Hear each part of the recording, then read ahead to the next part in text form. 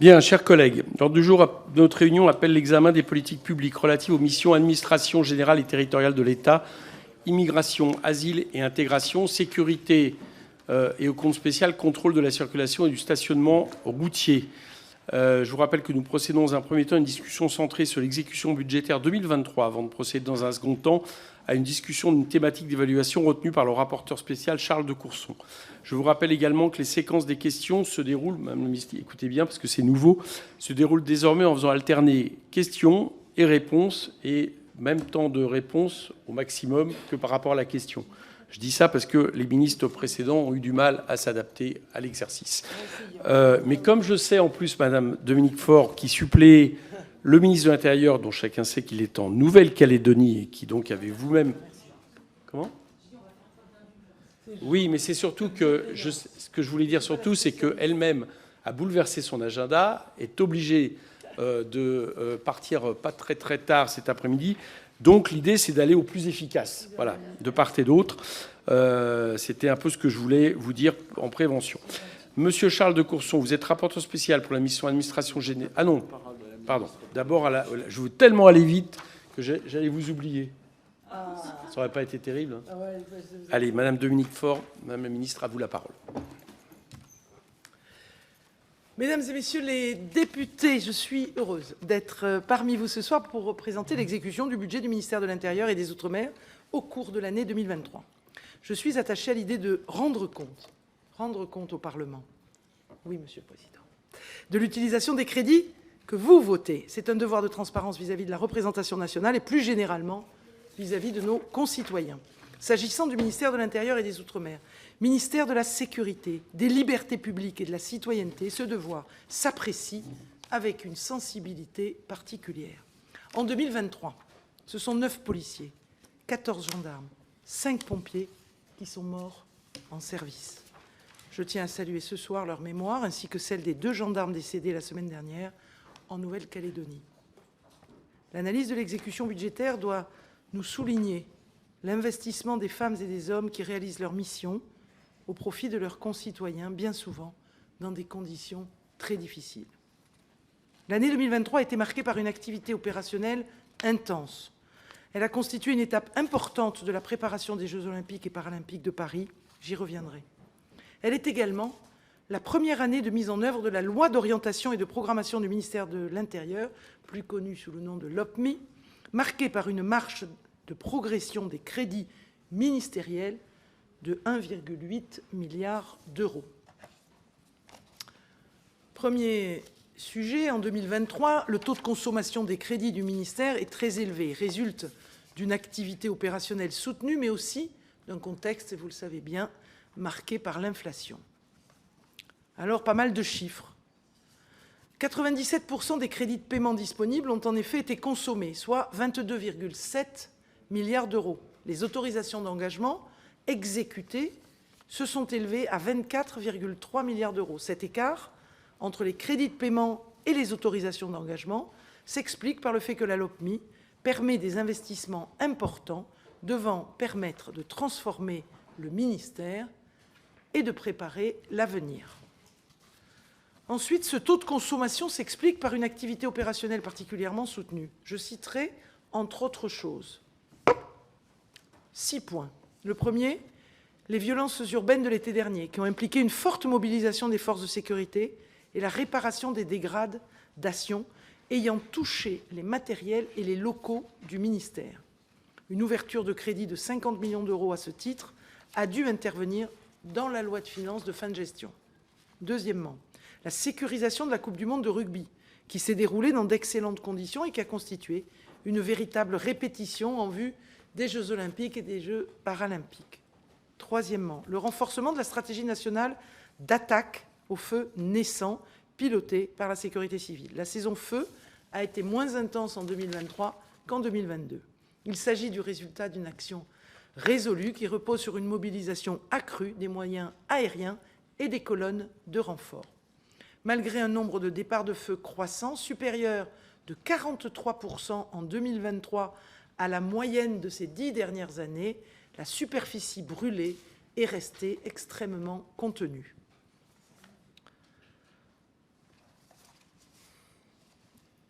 Quatrièmement, les inondations dans le Nord-Pas-de-Calais qui ont conduit à l'intervention de la réserve nationale, au remplacement des moyens de pompage, mais aussi à la mobilisation des colonnes de renfort de sapeurs-pompiers professionnels et volontaires. Cinquièmement, l'accueil des personnes déplacées d'Ukraine. Ce sont ainsi 280 000 bénéficiaires de la protection temporaire qui ont été accompagnés pour un coût total de 326 millions d'euros, supportés par la mission Immigration, Asile et Intégration. Si un abondement est intervenu dans le cadre de la loi de finances de fin de gestion, le ministère a adapté sa gestion afin d'assurer l'avance de trésorerie. Et puis, sixièmement, le nombre de demandeurs d'asile qui reste élevé. 145 522 demandes ont été enregistrées par les préfectures en 2023 contre 136 724 en 2022. Donc je vous disais que ce taux de consommation s'expliquait par une activité opérationnelle soutenue. Je veux aussi vous dire que le niveau de consommation des crédits reflète les tensions inflationnistes qui ont affecté le budget du ministère en 2023 par deux voies. D'abord, les effets directs de la hausse des prix sur les consommations d'énergie, les achats ou encore les investissements du ministère, estimés à 292 millions d'euros. Les effets directs de la hausse des prix. Deuxièmement, les mesures salariales décidées en 2022 et 2023 afin d'accompagner l'ensemble des agents publics face à l'inflation qui ont représenté un coût de 710 millions d'euros l'an dernier pour le ministère. Donc en 2023, le taux de consommation des crédits du ministère, très élevé. Maintenant, je passe à malgré les tensions pesant sur son budget, le ministère s'est attaché à poursuivre le déploiement de ses priorités tout au long de l'année 2023. Elles sont nombreuses, elles sont au nombre de 9, ces priorités.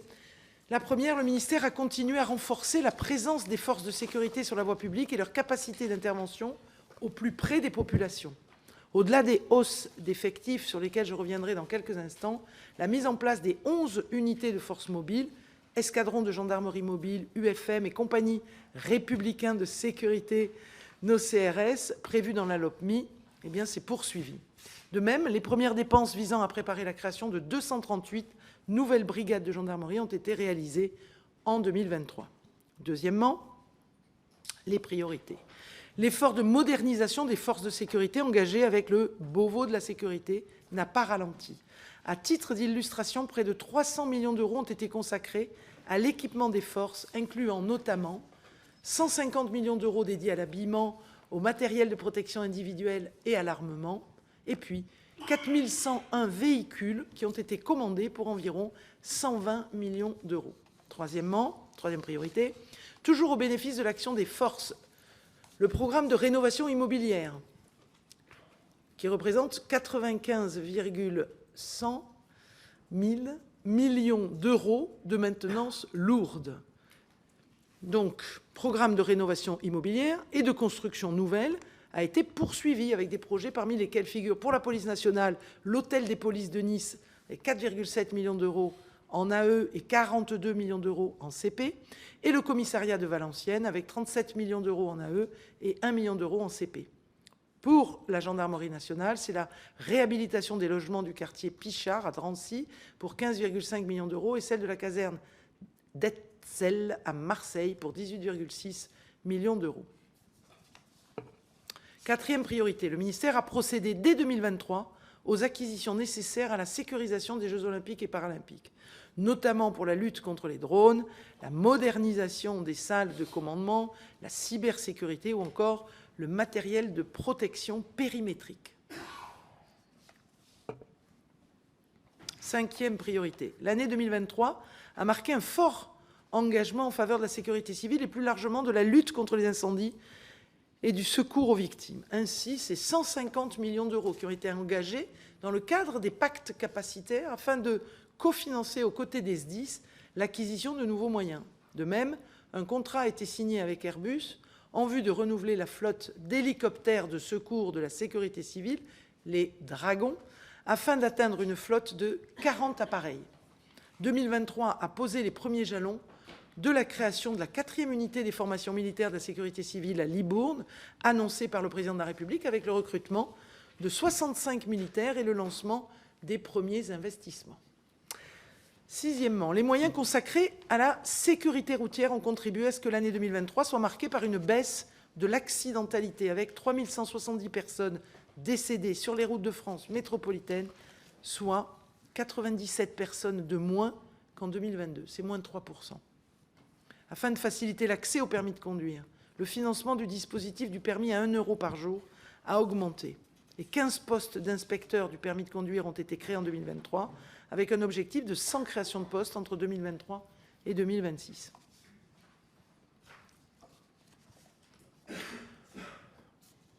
Septième objectif, les données disponibles font apparaître un renforcement effectif de la politique d'éloignement. 22 704 étrangers ont quitté le territoire national. Éloignement, départ volontaire aidé et départ spontané, soit une hausse de 16,9% par rapport à 2022. Huitièmement, le réarmement de l'État territorial est engagé. En 2023, c'est 42 emplois qui ont été créés dans les préfectures et les sous-préfectures et 6,2 millions d'euros qui ont été consacrés à la réouverture de sous-préfectures. Au total, elles sont 5 sous-préfectures qui sont réinstituées et une créée. Rochechouart, Clamecy, Montdidier, Nantua, Château-Gontier et Saint-Georges en Guyane.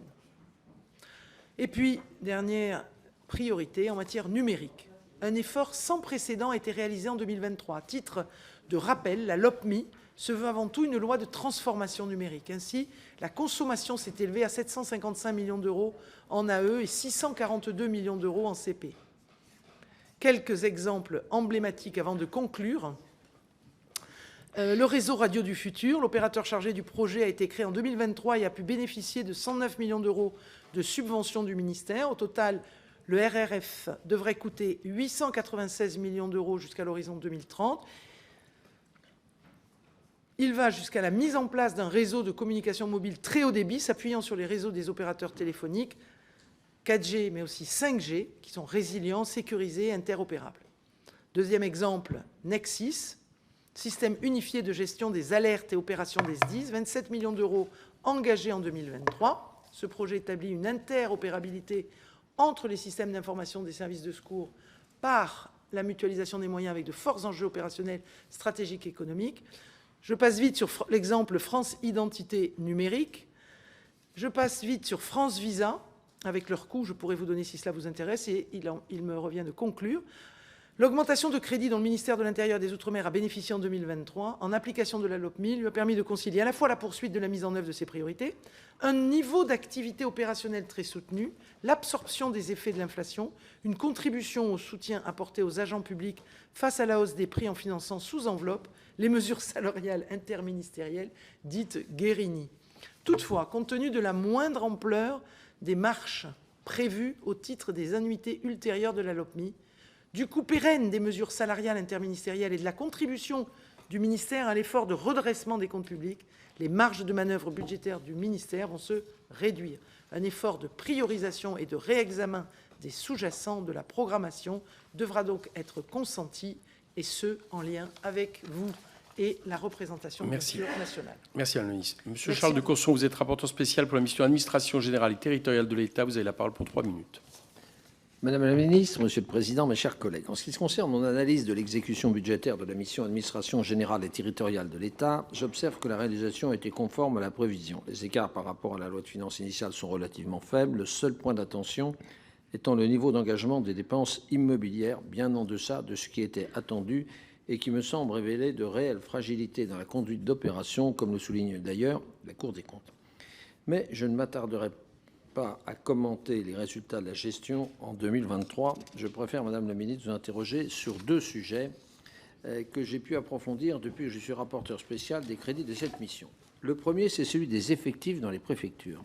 J'avais constaté que le programme 354 avait perdu 15% de ses emplois en 10 ans, alors que ceux de l'administration centrale avaient augmenté de près de 40% dans le même temps.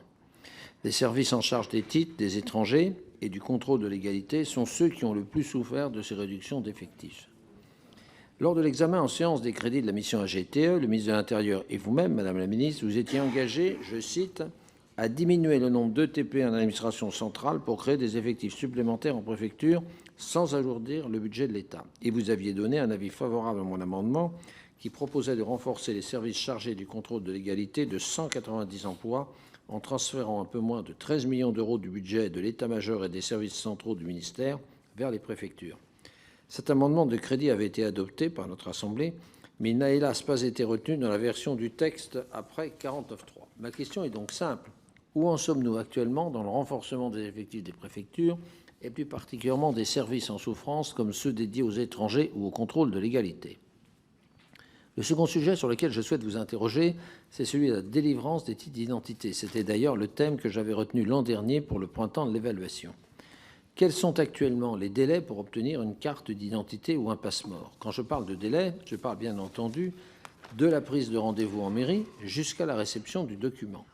À l'approche de l'été, sommes-nous en train de connaître des retards importants comme en 2022 et en 2023? Enfin, ne pensez-vous pas qu'il serait judicieux de rétablir un droit de timbre pour la délivrance des CNI et d'augmenter celui sur les passeports afin de mieux indemniser les communes volontaires pour la réalisation de ces démarches?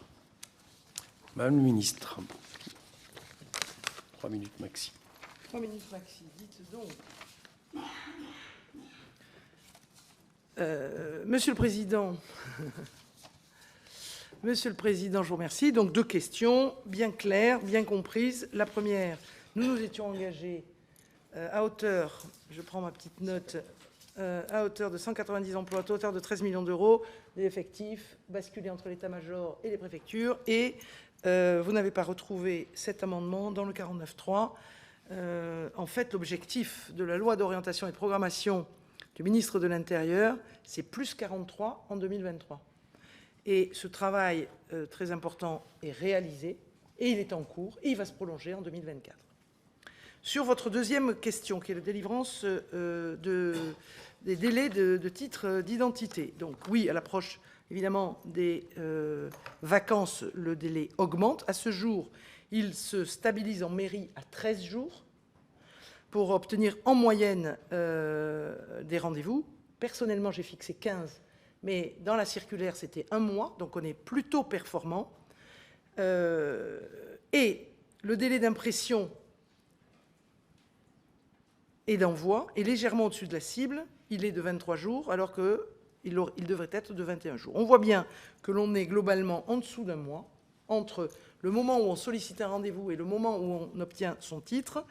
Je vais, parce que j'ai moi-même été alerté ces 15 derniers jours sur le fait que ça remontait, donc je vais moi-même me réimpliquer avec la NTS, avec la DEMAT, pour faire en sorte de voir que nous ne continuions pas cette petite hausse récente pour revenir à des délais qui sont raisonnables, c'est-à-dire autour de 3 semaines, 1 mois d'obtention entre le moment où on demande le titre et le moment où on le reçoit. Je vous remercie. Merci Madame la Ministre. On passe maintenant à Madame Nadia Hay, rapporteur spécial pour la mission sécurité, pour 3 minutes. Merci, Monsieur le Président, Madame la Ministre. Avant de commencer, je souhaite me joindre à l'hommage rendu par Madame la Ministre à nos forces de l'ordre qui ont perdu la vie dans l'exercice de leurs fonctions, et j'ai également une pensée pour leurs familles et pour leurs collègues. La loi de finances initiale pour 2023 avait ouvert des crédits en hausse pour l'exécution des 3 programmes que je rapporte, celui de la gendarmerie nationale, de la police nationale, de la sécurité et de l'éducation routière.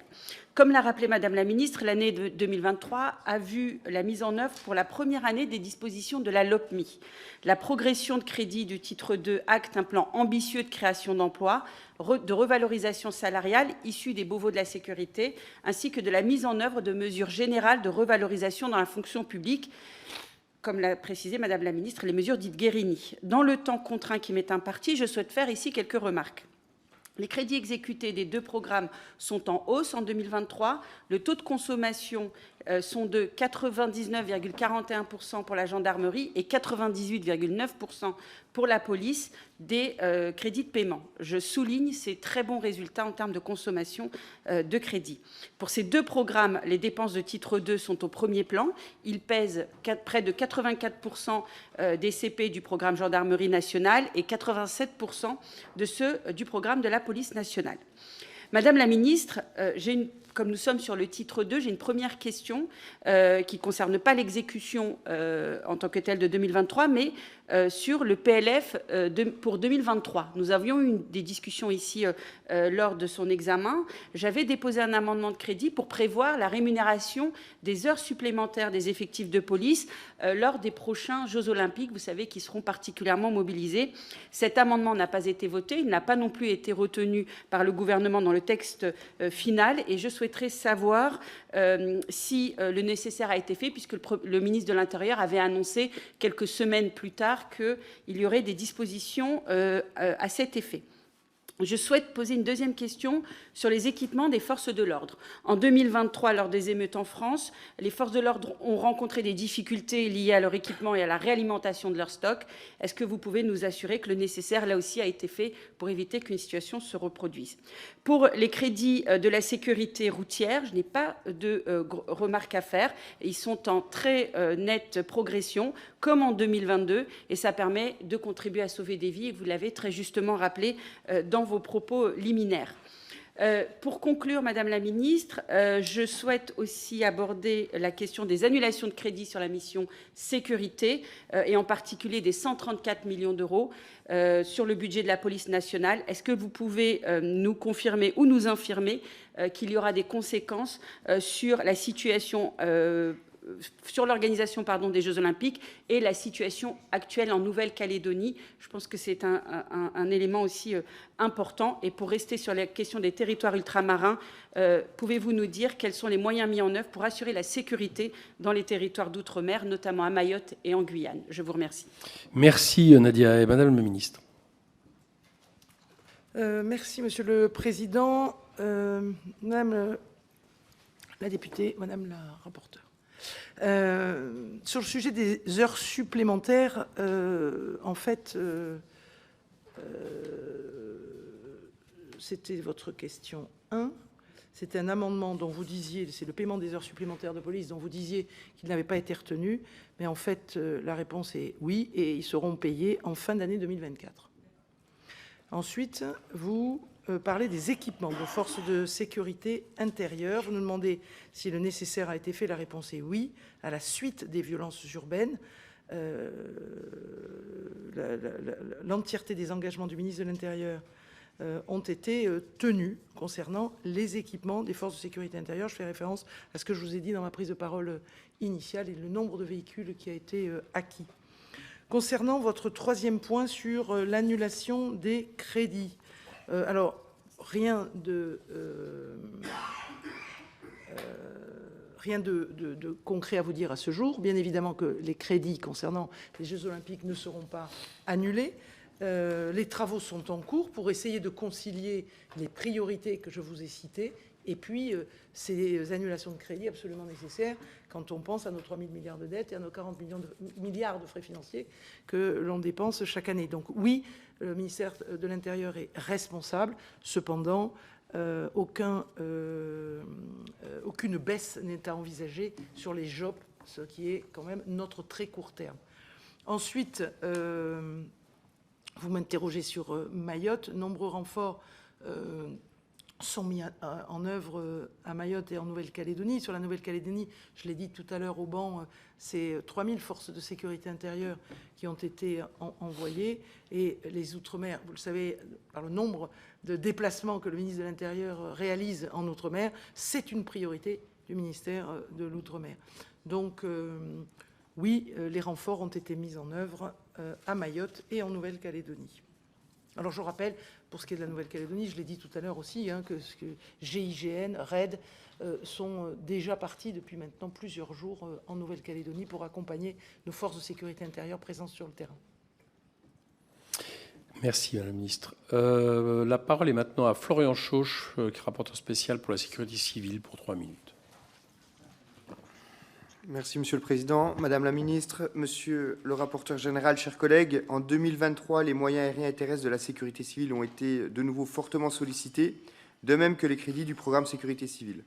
Je pense à la campagne estivale de lutte contre les feux de forêt qui a débuté très tôt, dès le mois d'avril, dans les Pyrénées-Orientales, mais aussi aux nombreuses interventions des formations militaires de la sécurité civile, les FORMISC, en métropole, comme sur des terrains de très fortes inondations par exemple, et en Outre-mer, à Mayotte, dans le cadre d'une mission de production d'eau potable, ainsi qu'à l'étranger. Je tiens à rappeler ici que les crédits du programme dont je suis le rapporteur ne représentent qu'une petite part des dépenses de sécurité civile, essentiellement dédiées aux moyens terrestres et aériens de la sécurité civile. La majorité de ces dépenses est portée par les SDIS, dont le nombre d'interventions ne cesse de progresser et pour lesquelles la pression opérationnelle est de plus en plus forte. Pour ce qui est de l'exécution budgétaire pour l'année 2023, on distingue 3 faits marquants. Tout d'abord, le report de certains investissements à 2024. C'est notamment le cas pour l'acquisition de nouveaux avions bombardiers d'eau.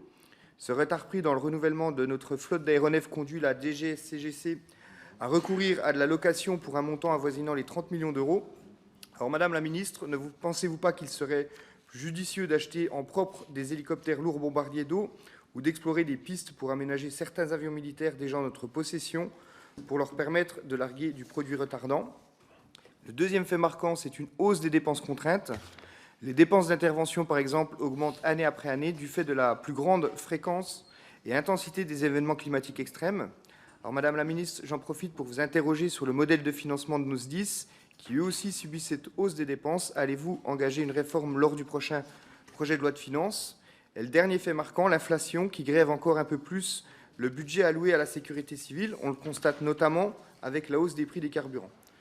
Une remarque sur le maintien en condition opérationnelle des aéronefs. On constate une nette dégradation des indicateurs relatifs à la disponibilité des moyens aériens.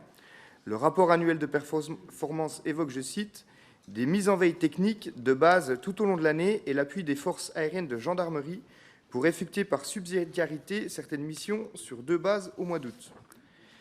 Madame la Ministre, allez-vous ou avez-vous suivi les recommandations de la Cour des comptes de ne pas prendre en charge les défaillances du prestataire de maintien en condition opérationnelle des hélicoptères de la sécurité civile et travaillez-vous à un changement de prestataire? Une question également sur la solution Nexis 1812 qui a été déployée, il me semble, dans le 6 de Corse Sud. Est-ce que d'autres déploiements sont prévus cette année et quels sont les retours des SDIS? Et j'en profite pour vous demander si vous avez travaillé à l'inclusion par Nexis d'un suivi opérationnel de chaque sapeur-pompier, ce qui permettrait de connaître l'exposition aux risques de ces derniers. Et enfin, une petite question d'actualité. Jeudi dernier, des milliers de sapeurs-pompiers venus de toute la France ont manifesté à Paris. L'État va-t-il s'engager pour mieux protéger leur santé? Et nos sapeurs-pompiers vont-ils bénéficier de mesures compensatoires liées à leur engagement pour les Jeux Olympiques et Paralympiques 2024? Je vous remercie. Merci, Madame la Ministre. Merci, Monsieur le Président. Monsieur le rapporteur, j'ai retenu 3 points. Vous m'interrogez sur l'acquisition de bombardiers d'eau, vous m'interrogez sur la fréquence des événements climatiques et l'impact sur les finances des SDIS, vous m'interrogez sur l'impact de l'inflation sur encore le budget des SDIS. Donc, sur le sujet des bombardiers d'eau, la flotte actuelle de bombardiers d'eau est de 20 avions, 12 Canadair, 8 Dash. Vous dire simplement, même si vous ne m'interrogez pas, que nous avons commandé 40 hélicoptères à Airbus. Ensuite, suite aux annonces du président de la République, un marché pluriannuel a été passé pour disposer de 10 hélicoptères bombardiers d'eau de juin à septembre. Ensuite, vous dire que nous continuons à travailler sur des pistes nouvelles et sur des dispositifs les plus efficaces et les plus flexibles au regard du changement climatique. Donc, voilà pour ce qui est des forces bombardiers d'eau. Ensuite, sur les finances des SDIS, vous dire que nous avons reçu avec Gérald Darmanin le président Sauvadet et 4 de ses vice-présidents particulièrement impliqués sur le sujet des finances des départements et des SDIS, et que nous avons décidé ensemble de lancer ce Beauvau de la sécurité civile que j'ai lancé avec Gérald Darmanin et qui va se dérouler durant toute l'année, sur lequel nous avons 5 grands enjeux comme celui du financement des SDIS. Donc plusieurs sources de financement sont au cœur de nos réflexions. Et voilà, je vous invite évidemment à vous joindre, tous les députés intéressés, à ces différentes étapes des Beauvaux de la sécurité civile. Vous m'interrogez aussi sur l'impact de l'inflation sur le budget des départements et des SDIS. L'inflation aujourd'hui, elle devrait être autour de 2,2.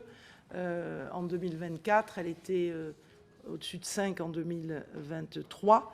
Donc oui, bien sûr que nous prenons en compte l'inflation et bien sûr que nous travaillons sur ces sujets parce qu'on a identifié environ 14 départements qui sont en santé financière fragile et sur lesquels nous agissons soit avec un fonds de sauvegarde, avec le fonds de péréquation, avec des pactes spécifiques pour essayer de faire en sorte que nos départements qui sont confrontés à cet effet de ciseaux entre la baisse de leurs recettes, les DMTO, et la hausse de leurs charges, puissent en 2024 exercer leur mission sereinement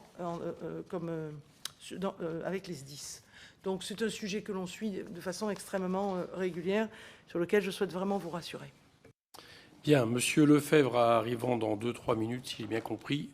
Je vais intercaler l'intervention avec la mienne, et comme ça il prendra la parole après. Madame la ministre, dans quelques remarques. Bon, on a compris que, a priori, monsieur, vous serez peu ou pas concerné par les annulations de crédit sur les 10 milliards d'économie de l'État. Monsieur Darmanin a eu gain de cause de ce point de vue-là, tant mieux pour les policiers et votre ministère. J'observe que la Cour des comptes rappelle que les dépenses de personnel connaissent une forte hausse depuis 2017. Elle s'explique notamment par l'augmentation des effectifs avec 13 724 recrutements supplémentaires dans la police et la gendarmerie entre 2017 et 2023. La première interrogation que j'ai quand même par rapport à ça, c'est sur l'inégalité de leur répartition sur le territoire. Je pense qu'il y a différents exemples qui montrent que chaque département n'est pas loti de la même manière. Pour ma part, dans le mien, en Seine-Saint-Denis, suite au rapport de mes collègues Christine Descotes et Stéphane Peu, on montre qu'il est notamment sous-doté en effectifs de police judiciaire, avec un effectif réel de 120 fonctionnaires contre 129 en 2021, une augmentation qui est faible par rapport à ce qui était nécessaire, et avec en plus des effectifs peu expérimentés. Donc je veux bien un retour de votre part sur ces questions d'inégalité territoriale. La deuxième question, c'est sur les JO. Moi je pense, mais c'est pas là-dessus que je vous interrogeais, mais juste le contexte de ma question, c'est que on se dirige vers les Jeux olympiques les plus sécuritaires de l'histoire, et c'est quelque chose qui, pour moi, ne correspond pas forcément aux Jeux olympiques populaires qu'on nous a proposés, avec notamment, par exemple, des contrôles administratifs qui seront décidés sans intervention de justice avec des mesures coercitives à la clé, notamment en vue, sur des fichiers extrêmement importants, en vue de la cérémonie d'ouverture, ce qui, pour ma part, m'interroge sur j'allais dire, la proportionnalité et ce qui est rendu nécessaire par cette cérémonie et qui, à mon avis, devrait vous engager à la faire plutôt dans un stade plutôt que dans un lieu qui oblige à contrôler 1 million de personnes comme ça. Mais ce n'était pas ma question. Ma question, c'est budgétaire. Moi, j'aimerais savoir si on peut nous donner le coût supplémentaire que va représenter la mobilisation des policiers et gendarmes, notamment ceux, a priori, qui viendraient à la place de la sécurité privée, où on sait qu'on a une carence importante, pour les Jeux olympiques de Paris 2024. Je précise ça parce que ça apparaît, ce coût supplémentaire par ministère ne rentre pas en compte dans les coûts généralement induits pour les Jeux olympiques pour les financements publics. Et j'aimerais savoir si vous avez des chiffres là-dessus. Je pense que c'est nécessaire pour la transparence sur cette question. La deuxième, c'est qu'il y a eu beaucoup de communication sur les opérations PlaceNet XXL.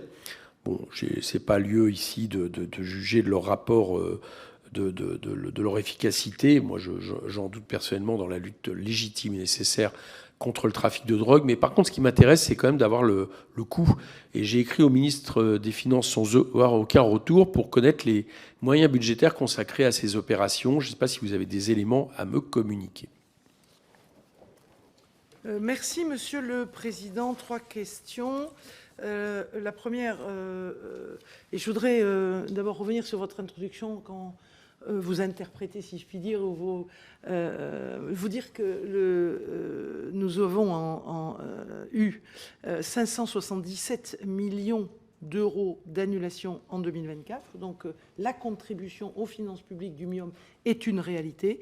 Le MIOM donc, contribue largement à cet effort de redressement des finances publiques.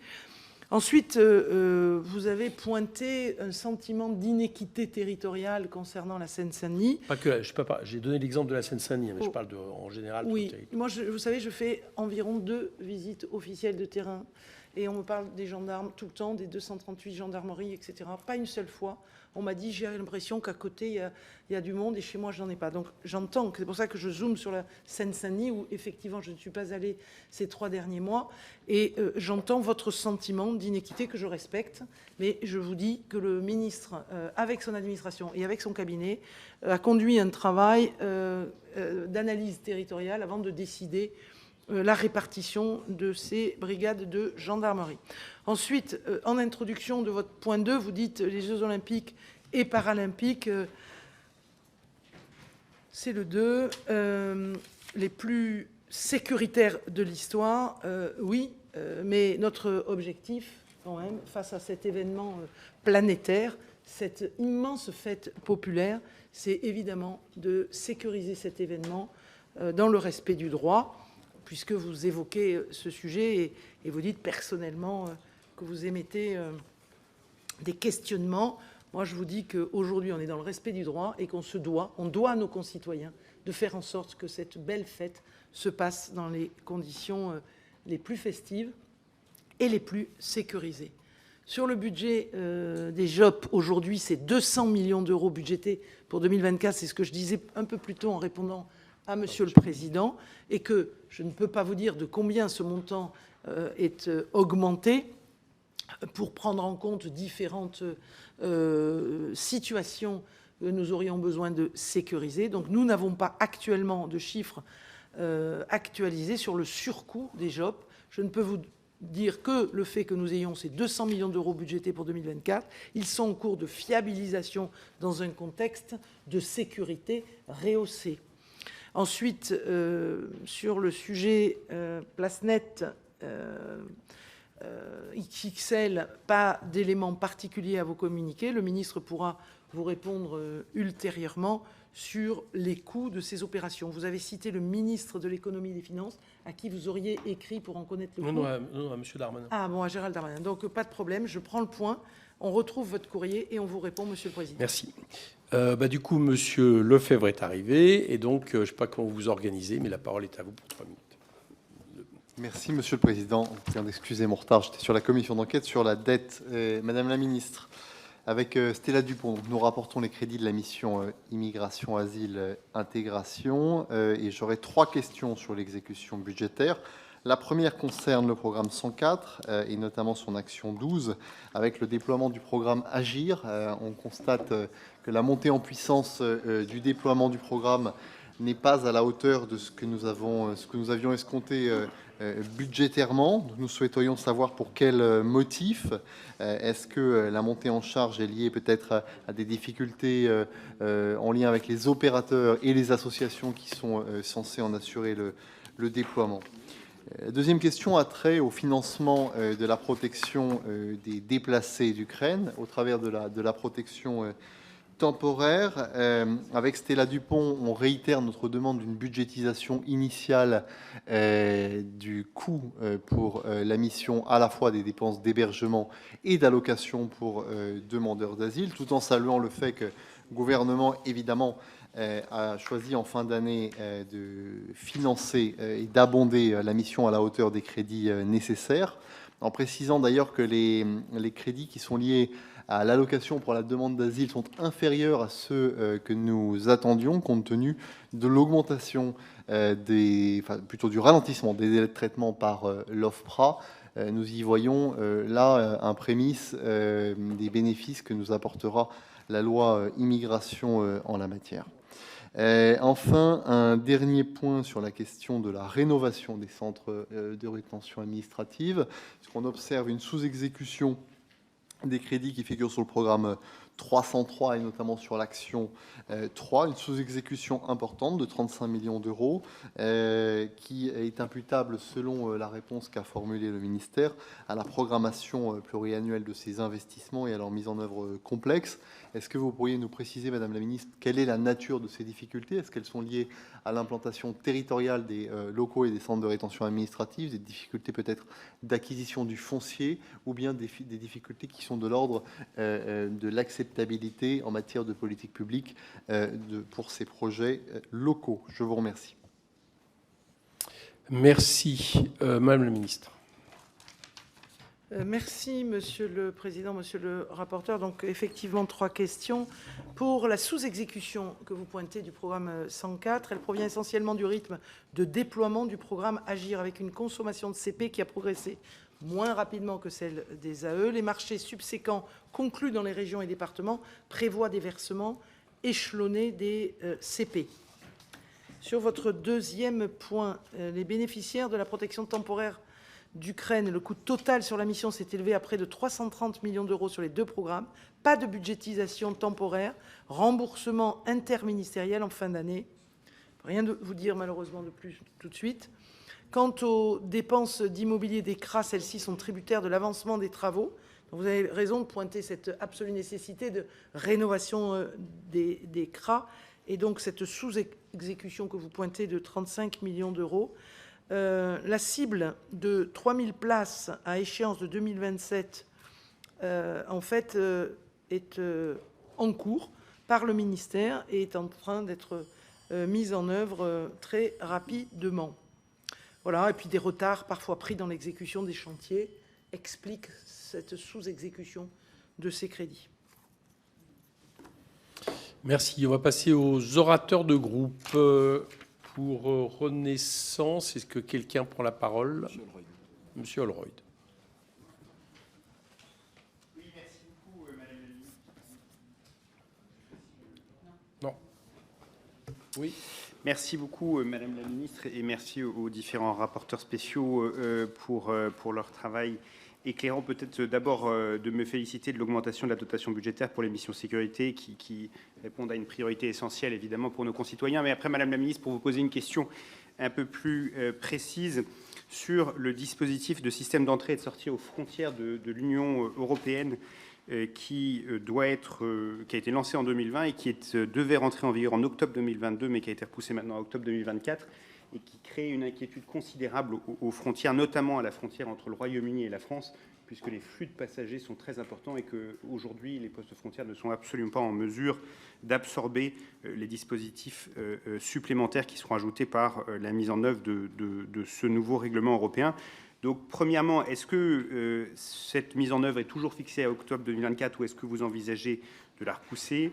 Deuxièmement, est-ce que vous pouvez nous faire un tableau plus complet des crédits qui sont alloués à cette mise en œuvre, notamment concernant les agents supplémentaires de la police aux frontières qui seront nécessaires ? Troisièmement, est-ce que la mise en œuvre a été affectée par les annulations de crédits ? Et quatrièmement, est-ce qu'il y a des financements de l'Union européenne qui viennent aider la mise en œuvre de ce dispositif à cette frontière qui est tout à fait particulière par la densité du trafic entre l'Union européenne et un pays tiers? Merci. Madame la Ministre. Merci, Monsieur le Président, Monsieur le député. Donc, ce système entrée-sortie consiste en un renforcement des vérifications aux frontières de l'Union européenne. Dès son entrée en service, les ressortissants de pays tiers qui se rentrent dans l'espace Schengen en court séjour devront systématiquement enregistrer leur biométrie faciale et digitale lors de leur passage à la frontière. Ce système est issu d'un règlement européen adopté en 2017, fortement soutenu par la France. Il permettra de mieux lutter contre l'immigration irrégulière en ayant une meilleure connaissance de la population étrangère présente sur notre sol. La date de mise en œuvre, après plusieurs reports successifs pour raisons techniques, je peux vous confirmer que la date de mise en œuvre est toujours fixée à l'automne, sans toutefois que le jour exact ne soit définitivement arrêté. Ensuite, pour les éléments budgétaires, les services du ministère se préparent depuis de nombreuses années à l'entrée en service de ce EES. Budgétairement, cela se lit selon 2 axes principaux. D'abord, le renforcement des effectifs de la police aux frontières et ensuite des investissements dans les systèmes informatiques. La DGPN prévoit un renforcement des effectifs de la PAF à hauteur de 462 ETP sur le programme 176 pour la mise en œuvre de ces EES. Entrée-sortie. Voilà, la DTNUM, pour sa part, investit dans des kiosques de préenregistrement. Le MIOM finance l'investissement, c'est 28 millions d'euros depuis 2020, dont 8 millions d'AE en 2023 sur le P176, qui sont les gestionnaires d'infrastructures. Aéroports de Paris et Eurostar qui en payent le fonctionnement. Les fonds européens financeront ces investissements technologiques à hauteur de 75%. Les annulations de crédit n'impacteront donc pas ces dépenses, monsieur le député. Merci. Frédéric Cabrolier pour Rassemblement national. Comment? Alors, c'est monsieur Lotio, pardon. Philippe Lotio et Frédéric Cabrolier s'ajoutera après. C'est ça, d'accord. Merci, Monsieur le Président, Madame la Ministre, Mesdames et Messieurs les rapporteurs spéciaux. Il y aurait beaucoup à dire sur ce programme, mais dans le temps imparti, je me limiterai. Concernant l'immigration, tout d'abord, je voudrais juste souligner que les chiffres présentés ne sont qu'une infime partie du coût pour nos finances publiques de l'immigration et que le parent pauvre de votre politique semble malheureusement être la lutte contre l'immigration irrégulière, à peine 178 millions exécutés, ce qui illustre que ce n'est visiblement pas votre priorité, alors que c'est bien celle des Français. En matière de sécurité civile, nous ne voyons ici qu'une partie du problème, ça a été dit, puisque la question essentielle est celle du financement des SDIS, ainsi que celle du statut des pompiers volontaires, remis en cause par l'Union européenne. Votre gouvernement saura-t-il, Madame la Ministre, le défendre? Nous déplorons cependant le retard important dans la fourniture des moyens aériens, hélicoptères comme bombardiers d'eau. Sur la sécurité, l'augmentation des crédits, c'est bien, mais une vraie doctrine de sécurité avec une réponse pénale, ce serait mieux. Faute de quoi, nous continuerons à voir l'insécurité exploser, comme nous le constatons, hélas, tous les jours. Nous inquiétons en outre de la sous-consommation, vous en avez évoqué, mais quand même des crédits immobiliers, alors que nos policiers et gendarmes travaillent, voire parfois vivent, dans des conditions dégradées, voire indignes. Le gouvernement est-il bien conscient de cette situation quand on voit l'état de nos crédits? Nous déplorons aussi, alors que les chiffres montrent que la traque des automobilistes se poursuit, avec certains radars dont l'utilité apparaît uniquement financière, qu'en revanche, les contributions aux collectivités locales pour l'amélioration de la sécurité routière, cette année, représentent à peine la moitié de ce qu'elles auraient dû être. Ce sont dans vos chiffres. Sur l'administration générale et territoriale de l'État, nous avons le même problème de gestion immobilière, là encore, avec des sous-consommations importantes, malgré des besoins criants. Et concernant les moyens humains, à quand une vraie réflexion sur la place trop importante de certaines agences et la possibilité de les ramener dans le giron de l'action territoriale de l'État? Ce serait sans doute là le véritable réarmement que vous évoquiez tout à l'heure. Enfin, on peut s'inquiéter de la hausse de des contentieux sur deux sujets. Tout d'abord, celui des étrangers, qui illustre la nécessité de revoir et de simplifier le droit en la matière. Et pour terminer, le contentieux en indemnisation. Je termine pour le refus du concours de la force publique.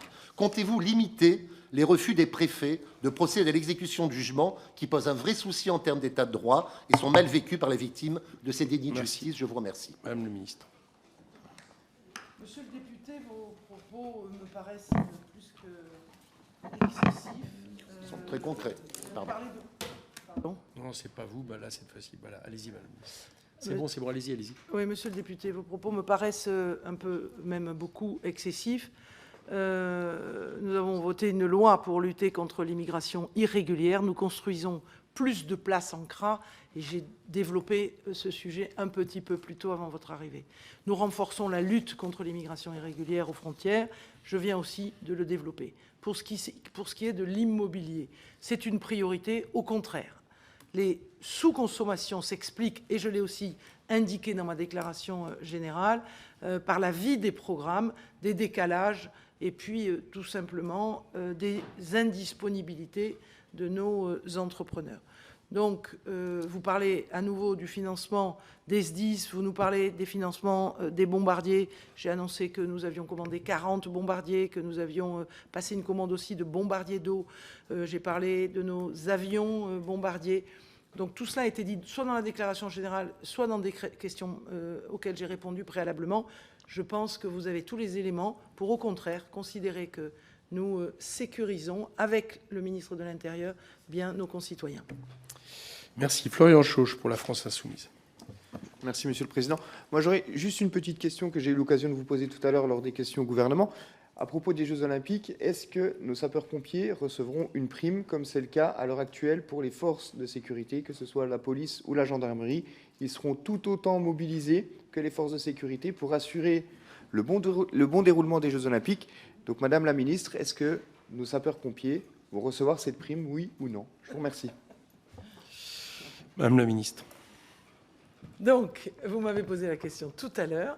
Je vous ai dit donc, que nous avions lancé le Beauvau de la sécurité avec un certain nombre de sujets, dont celui-là. Il est urgent, évidemment, d'y répondre. Je suis personnellement au contact avec le ministère, avec le ministre de l'Intérieur, avec nos syndicats de pompiers. Donc, c'est la volonté du ministre, c'est ma volonté. Le travail est en cours et nous ne manquerons pas, dès que la décision sera prise, de vous appeler. En tout cas, je demande à mon cabinet de me dire, de me rappeler, de vous appeler pour vous répondre. Alors, comme Florian Chauche est en contact avec les syndicats de pompiers, il le saura, je pense. Merci. Monsieur Di Filippo, pour les Républicains. Merci, Monsieur le Président. En ce qui nous concerne, 3 questions pour le reste. Vous avez déjà apporté beaucoup d'éléments. On constate, le chiffre nous est donné dans le rapport qui nous est présenté, qu'au niveau donc, de l'action 2, garantie de l'exercice du droit d'asile, on voit nous permet d'évaluer le coût de l'accueil des demandeurs d'asile et notamment des déplacés ukrainiens. Il représenterait 25% du montant du budget en termes de crédit de paiement. On parle de plus de 320 millions d'euros, ce qui est considérable. À quel rythme aujourd'hui assiste-t-on au retour dans leur pays des Ukrainiens ou à l'arrivée de nouveaux Ukrainiens en fonction des événements? Et est-il envisagé que ces crédits-là puissent baisser?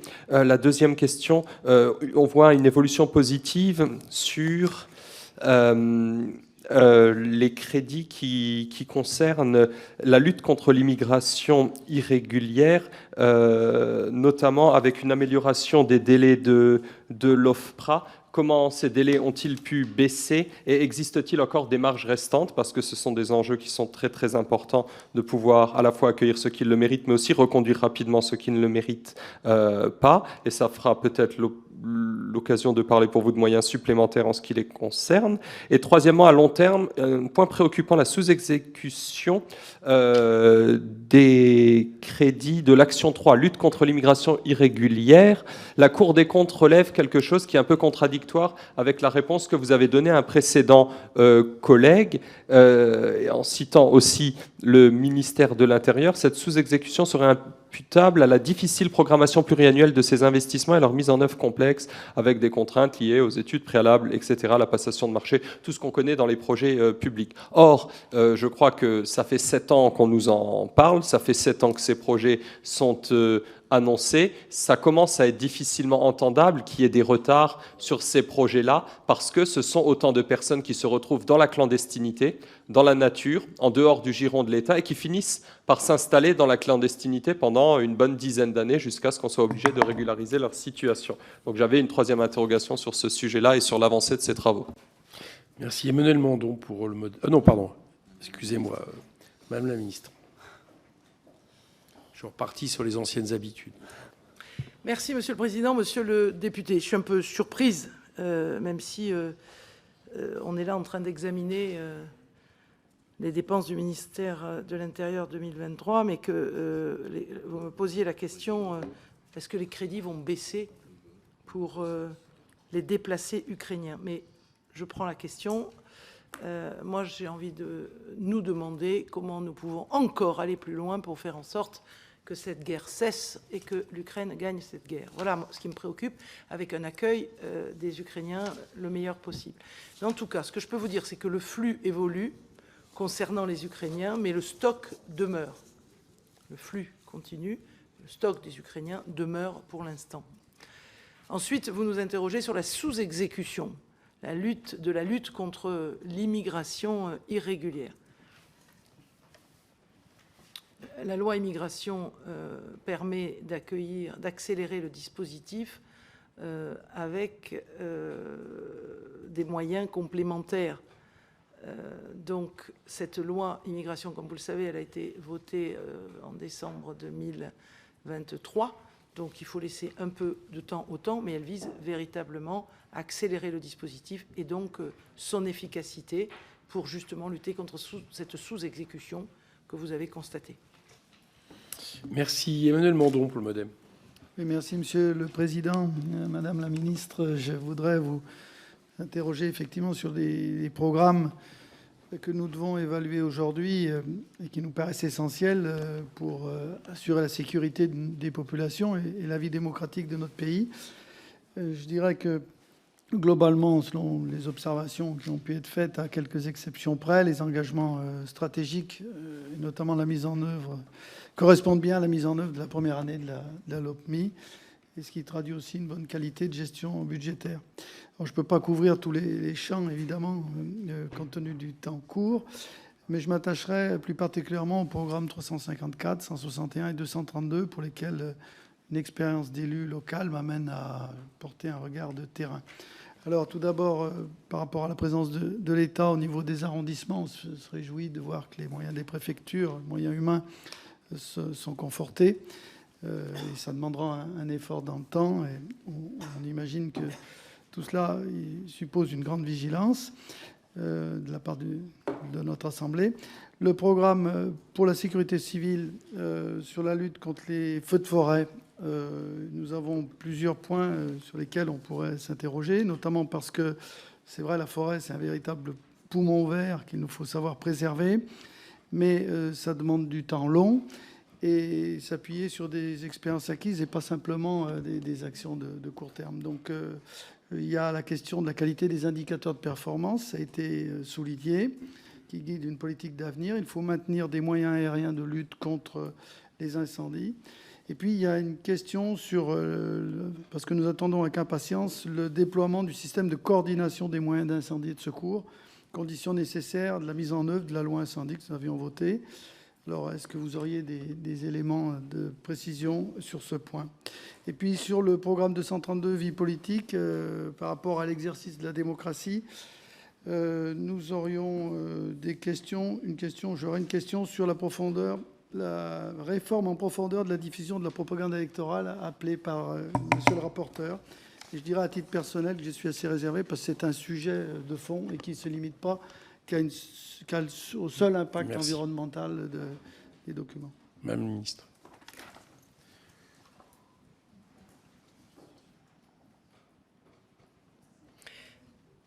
Merci, Monsieur le Président. Monsieur le député, donc j'ai dit en introduction ou en réponse à des questions de vos collègues à quel point nous sommes attachés à déployer des moyens humains dans les préfectures. Vous avez salué ce qui a déjà été fait et vous nous invitez à poursuivre.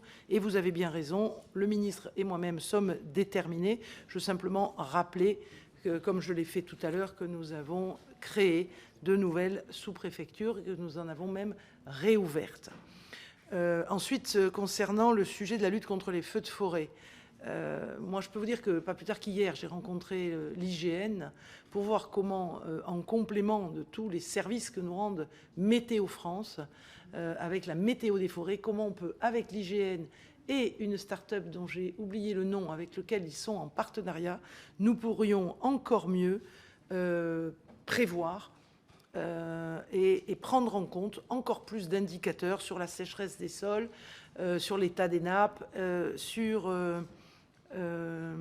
la densité et les essences de nos forêts, parce que certaines sont plus inflammables que d'autres, et donc à quel point nous pourrions peut-être demain, grâce à tous ces outils, lutter contre les feux de forêt de façon encore plus efficace. Et vous avez dit que c'est un sujet de temps long, et vous avez bien raison, mais c'est un sujet, comme je vous le dis là, qui nous anime au quotidien. Sur le sujet de la propagande électorale, je peux simplement vous dire que le ministre et moi-même émettons a priori un avis défavorable. Merci. Après le temps long, on passe à l'horizon. Félicie Gérard.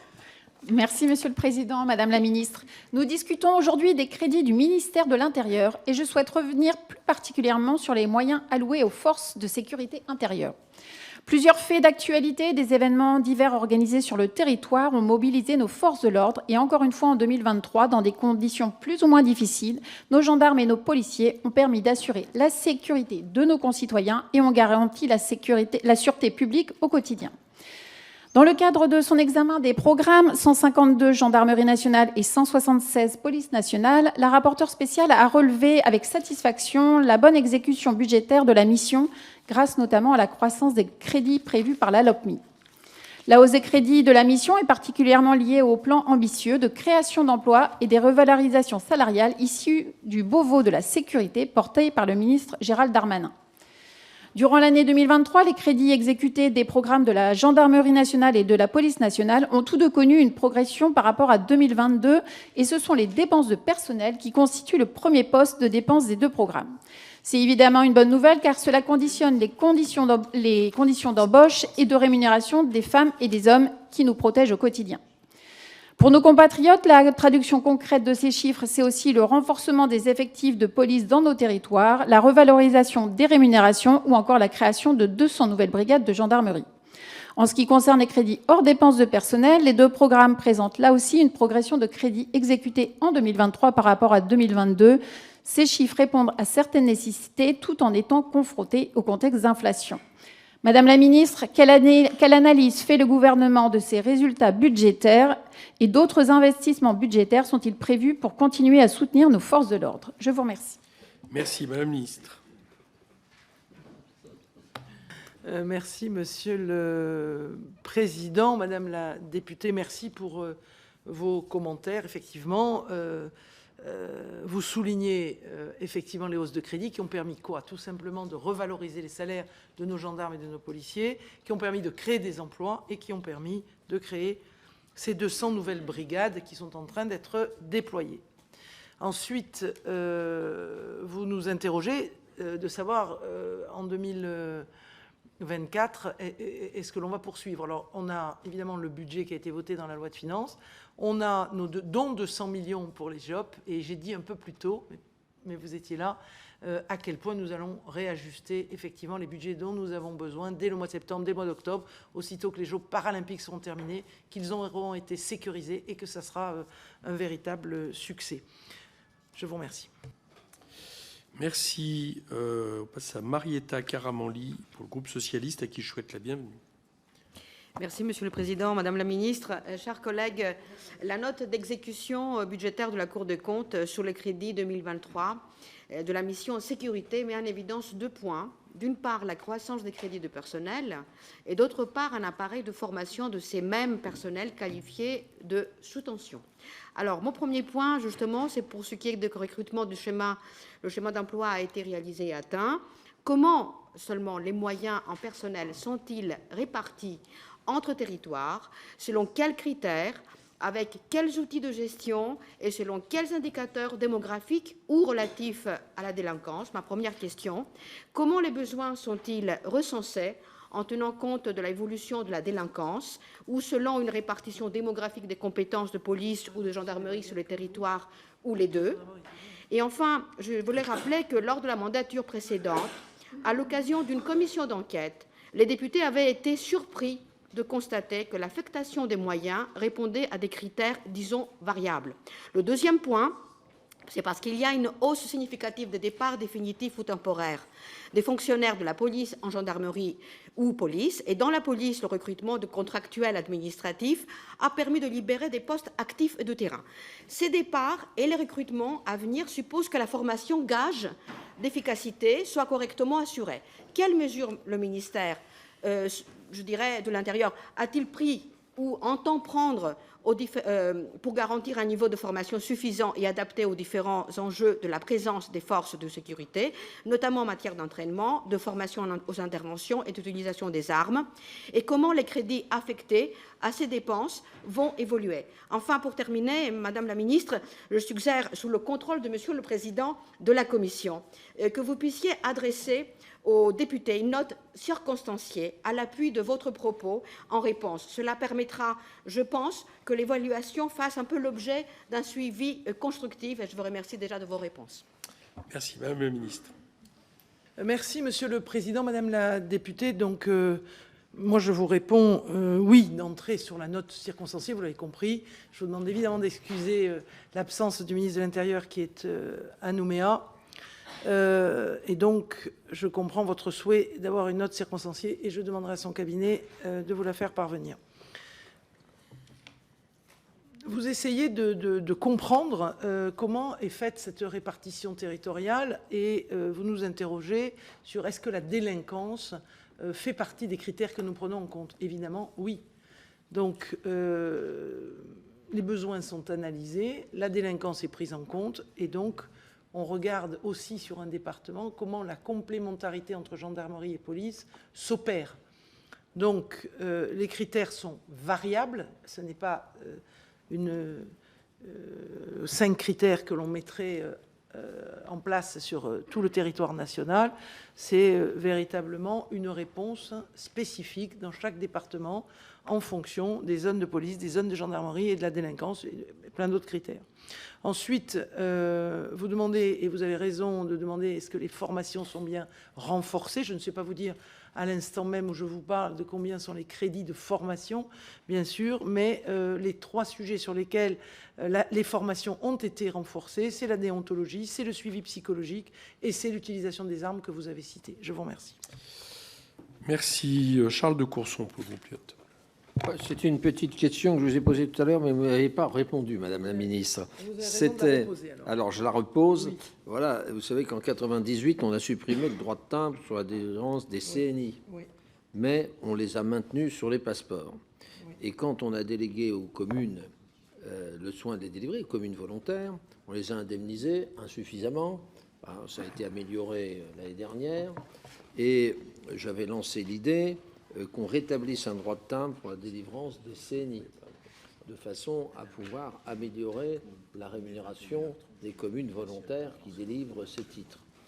Alors, est-ce qu'il y a une évolution dans le gouvernement? Monsieur Darmanin n'était pas trop enchanté pour cette idée.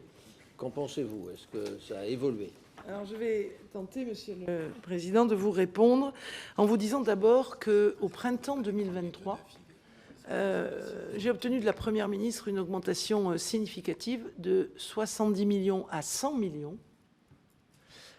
pour la dotation aux collectivités locales, compte tenu du nombre de demandes de titres qu'ils avaient à gérer. Ensuite, vous posez une deuxième question. La première, c'est est-ce que c'est suffisant? Oui, c'est suffisant parce que j'ai fait le tour de France pour inciter les maires qui n'avaient pas encore pris de dispositif de recueil de les prendre. Je n'ai pas eu de difficultés. Ils se sont saisis, on a déployé ces dispositifs de recueil. Et aujourd'hui, la couverture financière est autour par rapport au poste, puisque le déploiement a été fait gratuitement par l'État de tous ces dispositifs de recueil. Et nous finançons en moyenne à hauteur de 70% le poste d'accueil en mairie de la personne qui reçoit les demandeurs. Et comme ils occupent leur temps en moyenne entre 50 et 70% sur les titres, eh bien cela permet, je pense, de couvrir les charges salariales des collectivités. Ensuite, vous posez une deuxième question, c'est pourrait-on rétablir le droit de timbre pour les passeports? Pardon, vous dites que ça a été maintenu, le droit de timbre pour les passeports, et qu'effectivement, on pourrait, pour augmenter, vous avez compris que nous sommes un gouvernement qui n'aimons pas augmenter la fiscalité, qui n'aimons pas et qui aimons laisser un maximum de pouvoir d'achat à nos concitoyens, malgré les difficultés financières qui sont les nôtres. Donc c'est une hypothèse qui est à travailler. Moi, je la respecte, je la prends comme telle. Cependant, la corrélation que vous faites avec, derrière, faire en sorte que ce droit de timbre appliqué au CNI, nouvellement, si nous le faisions, revienne aux collectivités locales, par rapport à ce que je viens de vous dire précédemment. Merci. Sandra Rogol pour les écologistes à qui je souhaite la bienvenue. Merci, Monsieur le Président. J'ai 2 petites questions pour vous, Madame la Ministre. D'une part, l'objectif affiché du ministère de l'Intérieur, c'est d'accroître la présence des forces de l'ordre sur la voie publique. Mais là, sur les chiffres qui nous sont communiqués, pour la police nationale, par exemple, le nombre d'heures sur la voie publique en 2023 a chuté par rapport à 2021. Il était plutôt stable par rapport à 2022. Petit souci de cohérence par rapport aux objectifs. D'autant plus incohérent que par rapport à la masse d'heures globale, elle progresse. Donc, on peut se demander où ça passe, d'autant que le temps consacré à l'enquête a chuté, comme nos résultats d'ailleurs de résolution, qui sont passés de 80% à 60 et quelques. Et donc voilà, on se demande un peu où ça passe. Première question, surtout que parallèlement, mais on en reparlera tout à l'heure, il y a eu, depuis la loi sécurité globale, la LOPMI, un gros focus mis sur la vidéosurveillance, avec un rajout sur la vidéosurveillance algorithmique depuis la loi JO. Et du coup, on voit bien que les moyens sont mis plutôt de ce côté-là que sur plus de bleu dans les rues, même si c'était l'intitulé. Bref, on en est où? D'autant que, vu que vous avez changé les indicateurs, c'est pas facile à suivre. Il faut arriver à jouer. Donc, deuxième question dedans, pourquoi tous ces changements d'indicateurs? Même si vous nous aviez déjà donné quelques petites pistes, j'aimerais bien comprendre. Deuxième question très rapide. Les pompiers ont eu une de leurs plus grosses mobilisations jeudi dernier. Une grève, une manifestation dans les rues parce qu'ils n'en peuvent plus de se sentir pas vraiment traités par leur ministère, voire à peine traités par leur ministère. Ils demandaient plus de moyens, du respect et des moyens pour la prévention, notamment par rapport aux produits toxiques auxquels ils sont particulièrement exposés. Donc, Madame la Ministre, où sont les budgets pour financer la prévention et les moyens humains et matériels pour leur permettre de faire leur travail? Madame la Ministre. Merci, Monsieur le Président. Madame la députée, vous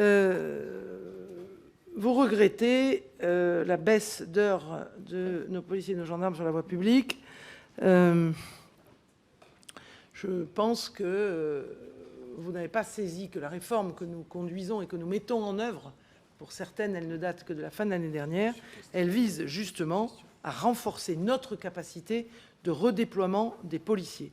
Ensuite, vous me semblez opposer la vidéosurveillance et les budgets que nous pourrions y mettre, effectivement, qui nous paraît extrêmement utile, avec le redéploiement des policiers. Je pense qu'il ne faut pas opposer. Nous avons besoin à la fois de nos policiers et de nos gendarmes, et nous avons besoin de vidéoprotection et de vidéosurveillance.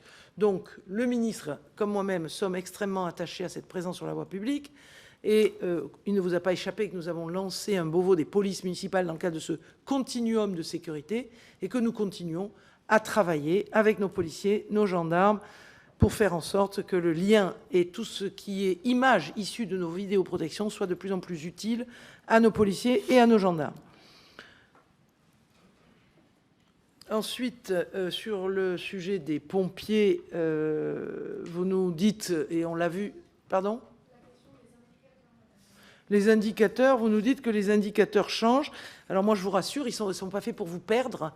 Si on a changé les indicateurs, c'est tout simplement parce que l'on pense que les nouveaux indicateurs sont plus utiles que les anciens. Donc je ne sais pas vous dire pourquoi ils ont été changés, mais voilà, si vous essayez de savoir s'il n'y a pas derrière quelque chose d'autre que l'efficacité qui nous anime, je vous rassure, c'est l'efficacité qui nous anime et les indicateurs, si on les a changés pour plus d'efficacité et surtout mesure de ce qui nous préoccupe, c'est-à-dire la sécurité de nos concitoyens. Et ensuite, pour ce qui est des pompiers, oui, il ne nous a pas échappé, et j'ai répondu à votre collègue tout à l'heure, qu'ils se sont manifestés. Donc on ne les oublie pas. Je les ai reçus avec le ministre de l'Intérieur. Nous avons lancé le Beauvau de la sécurité civile et je pense qu'ils auront des réponses à leurs questions imminemment. Je vous remercie. Merci. On va passer aux questions supplémentaires. Je rappelle que c'est 1 minute.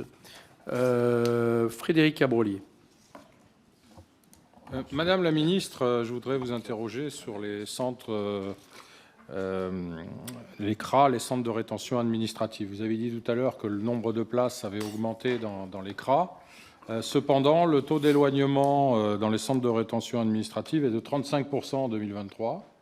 C'est-à-dire que 2 tiers donc, des étrangers qui sont enfermés en CRA pour être expulsés sont donc relâchés et se maintiennent sur le territoire.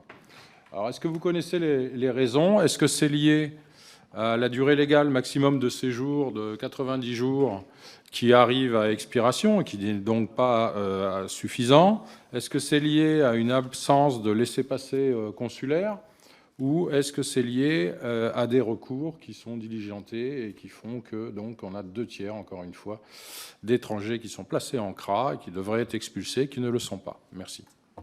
Madame la ministre.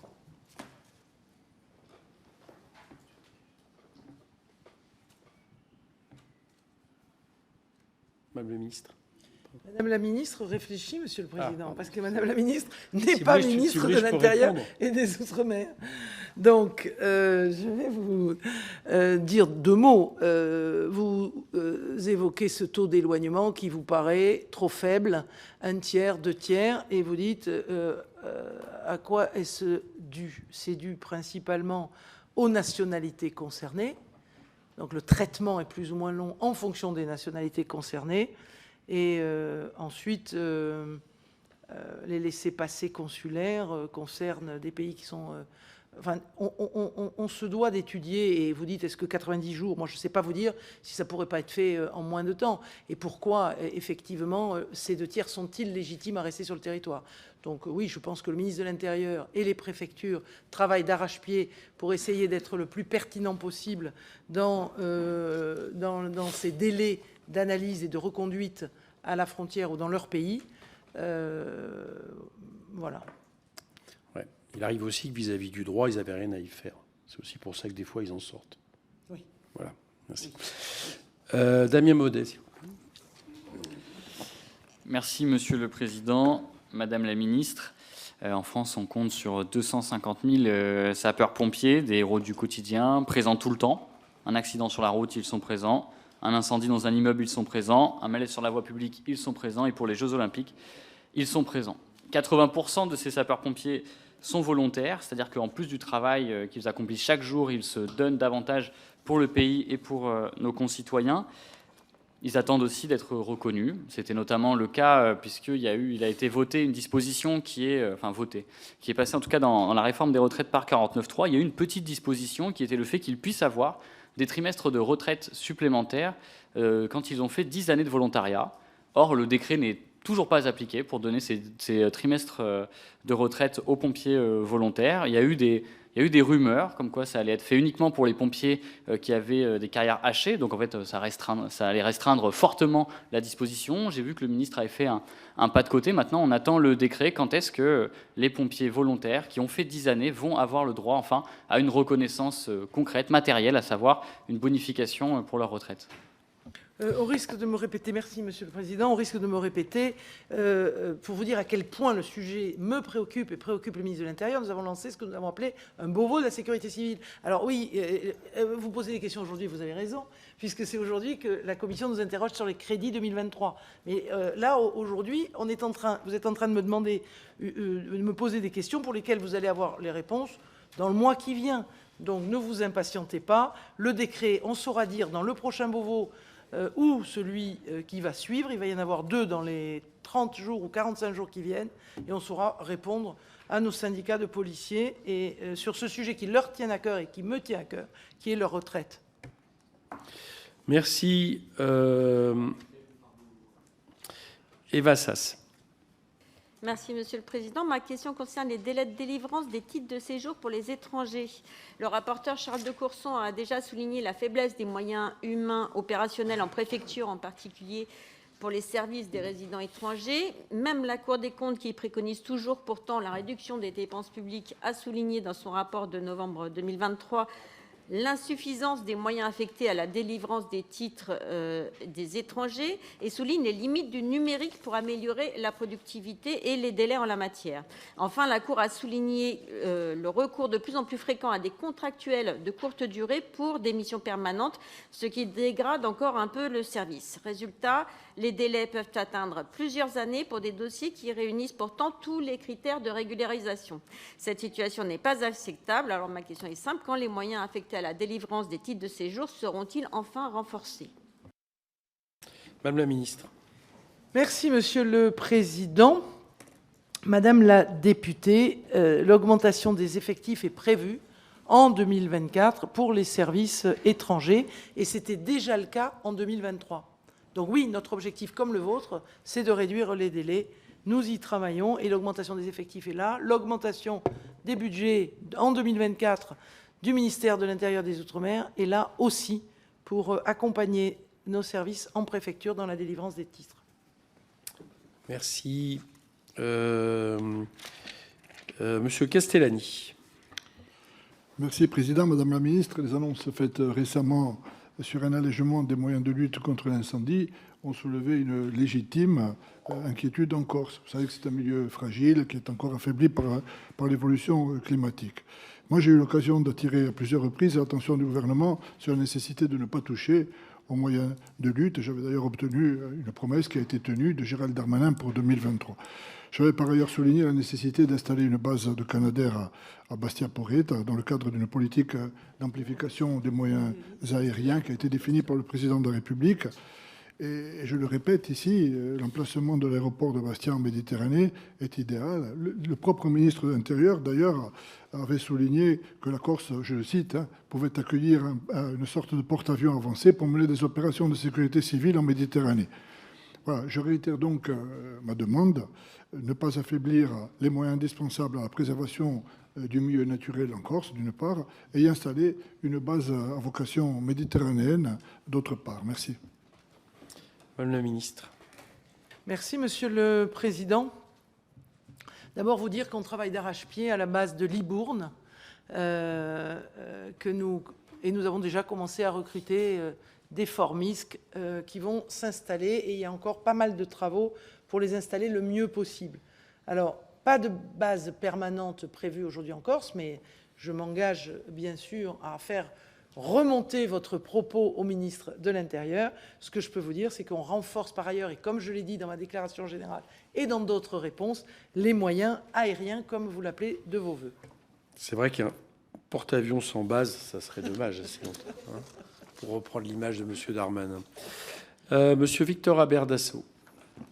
Merci, Monsieur le Président. Madame la ministre, ma question porte sur l'action 12, intégration des étrangers primo-arrivants, et notamment sur le programme Agir. On a vu qu'il y avait eu un décalage de calendrier et des difficultés d'exécution financière dans certains départements. Et donc, il y a une interrogation qui subsiste sur le déploiement de ce futur programme. Et je voulais donc savoir si vous en saviez un peu plus que nous. Merci. Madame la ministre. Donc, monsieur le député, c'est une bonne question dont je prends note. Parce qu'effectivement, je vous ai indiqué tout à l'heure qu'il y avait un décalage que nous reconnaissions sur le programme Agir. Donc, on reviendra vers vous, soit par mail, soit par téléphone, pour vous répondre. Merci. Merci. On arrive au second temps de la discussion de notre CEPP qui va s'intéresser à la thématique d'évaluation retenue par monsieur Charles de Courson. Monsieur de Courson, vous êtes penché sur le fonds interministériel de prévention de la délinquance. Nous allons vous entendre pour 10 minutes. Madame la ministre, Monsieur le Président, mes chers collègues, pour cette édition 2024 du Printemps de l'évaluation, j'ai choisi d'exercer mes pouvoirs de rapporteur spécial sur les crédits destinés au Fonds interministériel de prévention de la délinquance, le FIPD. Lors de l'examen du projet de loi de finances à l'automne dernier, je m'étais engagé devant vous, mes chers collègues, à procéder à l'évaluation de ce fonds. En effet, une partie importante des amendements sur la mission AGTE portait sur les FIPD. Par ailleurs, ce fonds a été négativement mis en lumière l'année passée avec l'affaire dite du fonds Marianne. Au-delà des responsabilités individuelles dans l'attribution indue de subventions dans le cadre de cet appel à projet, qu'il ne m'appartient pas de commenter ici puisque l'information judiciaire a été ouverte par le parquet national financier, j'ai ainsi voulu savoir si nous avions affaire à des défaillances isolées ou bien à des dysfonctionnements récurrents quant à la gestion du FIPD, dont le fonds Marianne. Je vous le rappelle, ne constituait finalement qu'un appel à projet ponctuel au niveau national. Avant de vous présenter l'état de mes investigations à l'heure actuelle, car il s'agit d'un contrôle que je souhaite continuer à approfondir en allant dans 3 départements, je souhaiterais d'abord vous présenter le fonctionnement du FIPD et ce qu'il représente dans le budget du ministère de l'Intérieur. Il faut savoir que le FIPD est une création de la loi du 5 mars 2007 relative à la prévention de la délinquance. Au départ, le FIPD était géré par l'ACSE, c'est-à-dire l'Agence nationale pour la cohésion sociale et l'égalité des chances. Suite à la disparition de cet établissement public, les crédits du FIPD ont été directement rattachés au ministère de l'Intérieur en 2016 et ils figurent depuis dans le programme 216 conduite et pilotage des politiques de l'intérieur de la mission AGTE. C'est également depuis 2016 que le FIPD s'est vu ainsi confier le financement d'actions de prévention de la radicalisation dans le contexte de la série d'attentats contre notre pays en 2015. En 2023, plus de 83 millions d'euros de dépenses ont été engagés au titre du FIPD. Les crédits exécutés oscillent quant à eux généralement entre 65 et 75 millions d'euros chaque année. La gestion du FIPD est très déconcentrée puisque 90% des crédits sont consommés au niveau départemental par les préfets. Et au niveau national, un comité interministériel de prévention de la délinquance et de la radicalisation, le CIPDR, en fixe les orientations d'utilisation. Il est présidé par le Premier ministre et il réunit la majorité des ministres. Suite à l'affaire du fonds Marianne et aux conclusions tirées par l'Inspection générale de l'administration, aucun appel à projet national n'est actuellement piloté par le CIPDR. Les crédits qui sont aujourd'hui consommés au niveau central ne servent qu'à abonder des projets déjà sélectionnés au niveau local. En 2023, c'était par exemple le cas de la sécurisation des différents sites des Jeux olympiques et para-olympiques, notamment en Seine-Saint-Denis ou encore du plan Marseille en grand. Concrètement, les dépenses du FIPD prennent la forme de subventions attribuées à des collectivités territoriales, mais aussi à des associations, pratiquement moitié-moitié. Conformément aux orientations prises par le CIPDR, les subventions du FIPD entendent répondre à 4 objectifs improprement appelés programmes par le ministère de l'Intérieur. Je cite par là au sens technique de la définition dans la loi organique du grand programme. Si l'on considère le montant des dépenses engagées, le plus important est le programme D de prévention de la délinquance, qui représentait 35 millions en 2023. Ces subventions permettent le financement d'actions en faveur des jeunes par la prévention de la récidive, la lutte contre le décrochage scolaire ou encore la promotion de la citoyenneté, mais aussi des actions en faveur des victimes de violences intrafamiliales. Parmi les objectifs de ce programme, il faut également ajouter l'amélioration de la tranquillité publique par le biais de la médiation et du dialogue entre la police et la population et du financement de postes de coordonnateurs des plans locaux de prévention de la délinquance et d'autres choses. Ensuite, nous avons le programme S, dédié à la sécurisation. S comme sécurisation, avec 33 millions d'euros de dépenses engagées en 2023. Il s'agit principalement du financement des équipements de vidéoprotection des communes, mais aussi d'aide pour l'achat de fournitures et de matériel pour les polices municipales ou encore de subventions pour garantir la sécurité des lieux publics, notamment des établissements scolaires. Le troisième programme dit R concerne la prévention de la radicalisation. Avec 10 millions d'euros en 2023, il permet le financement des actions des référents locaux, de contre-discours républicains, de soutien à l'insertion sociale ou encore à la parentalité. Enfin, le quatrième et dernier programme, avec moins de 6 millions d'euros, porte sur la sécurisation des sites exposés aux risques terroristes. Par exemple, des écoles confessionnelles, par exemple, des églises, des synagogues. Vous constaterez, comme moi, mes chers collègues, que certaines actions financées par les crédits du FIPD n'ont qu'un lien ténu avec la lutte contre la délinquance et la radicalisation. Il est vrai que les objectifs assignés à ce fonds sont complexes à accomplir. Comment éviter que des infractions soient commises? Comment empêcher une personne de se radicaliser et de commettre des attentats? Force est de constater que l'absence de périmètre précis pour l'utilisation des crédits du FIPD ne peut que conduire à un foisonnement des actions subventionnées. Prenons l'exemple de mon département, la Marne. Environ 240 000 euros de subventions ont été versés à des associations en 2022.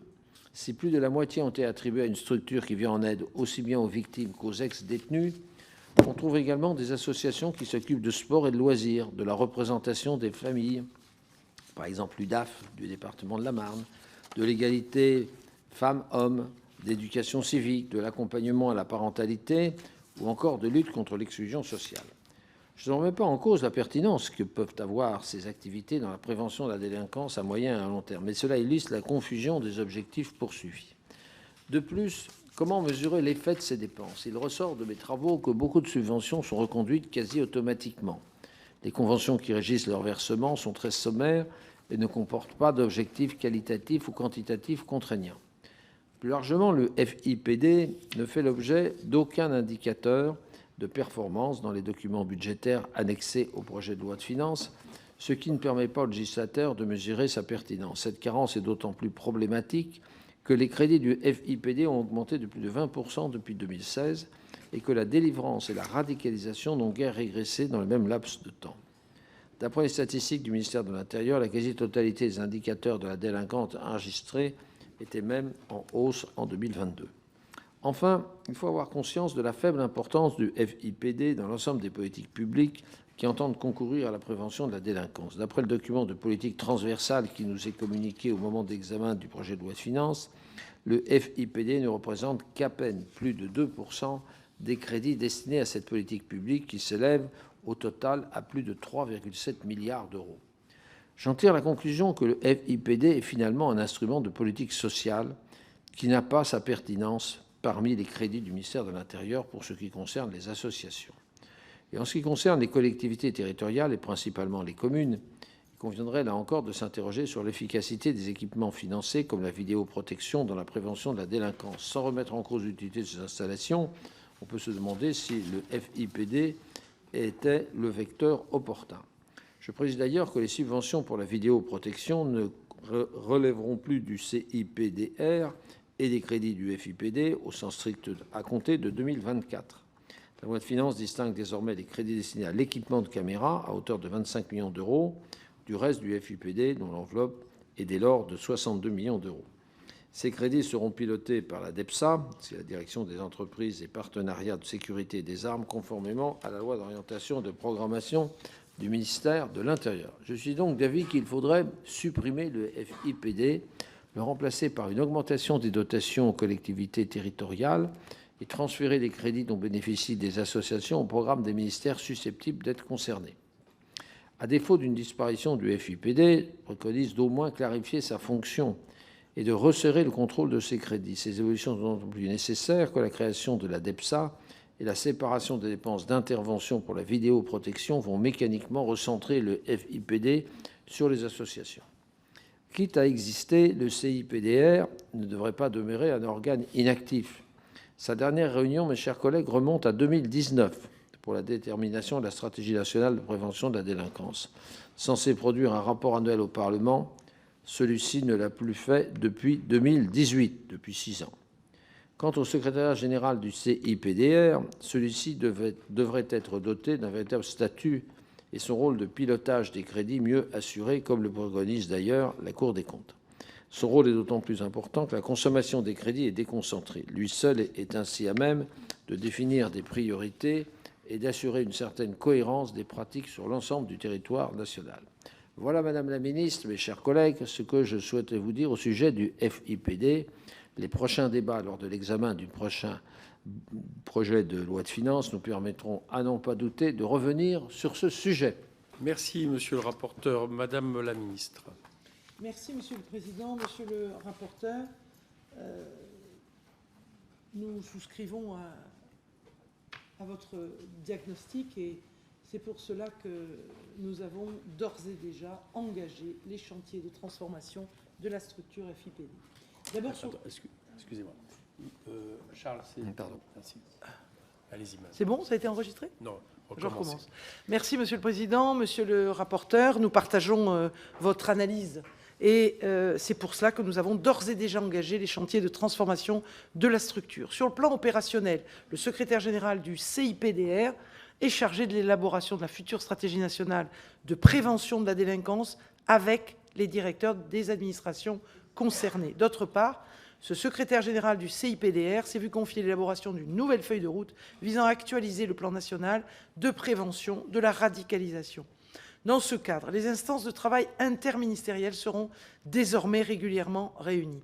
Sur le plan du fonctionnement, notre objectif est de doter la structure, comme vous l'appelez de vos voeux, d'un véritable statut administratif avec des missions clarifiées et une gestion efficiente de ses moyens. À cet égard, le secrétaire général du CIPDR a engagé une amélioration des processus internes en matière de marché public, d'attribution de subventions et de gestion des ressources humaines. Nous avons par ailleurs chargé l'inspection générale de l'administration de conduire une mission relative à la gestion du Fonds interministériel de prévention de la délinquance, dont l'objet sera de formuler toutes recommandations relatives au pilotage central du fonds quant à ses orientations nationales et à sa gestion budgétaire, aux conséquences à tirer sur le plan de la gestion des crédits, de la répartition des responsabilités entre les différents services centraux du ministère, et puis au degré et aux modalités de déconcentration du fonds. Comme vous l'avez indiqué, il y a une part de ce fonds qui est gérée et qui est à la main des préfets et une autre part qui est centrale.